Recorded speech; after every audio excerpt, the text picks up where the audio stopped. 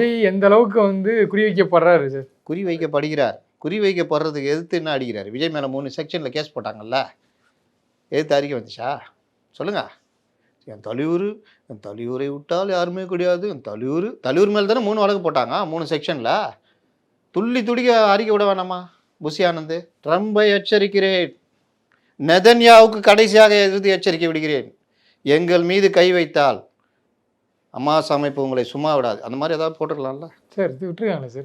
எங்க அமெரிக்கா வரி விதிப்பு 50%, தமிழக அரசு வந்து 3 செக்ஷனில் இவர் மேலே எஃப்ஐஆர் போட்டால் உடனே அமெரிக்கா பொருளாதாரத்துக்கு போயிடுவீங்களா? என்னங்க நீங்கள் உங்கள் தலைவர் மேலே எஃப்ஐஆர் போட்டுக்கிறாங்க, அநியாய எஃப்ஐஆர் தானே, குழந்தைக்கே தெரியும். அவன் பார்த்தா காலிஃப்ளவர் தலை மாதிரி இருக்குது, இவன் பார்த்தா பங்கு விட்டுனுக்குறான். ஏய் பார்த்தாலே மூஞ்சி வித்தியாசம் இருக்குதாடா, எப்பட்றா இது போலின்னு தெரியுதா? கோர்ட்டில் போனால் நிற்குமா? நிற்காதுல்ல.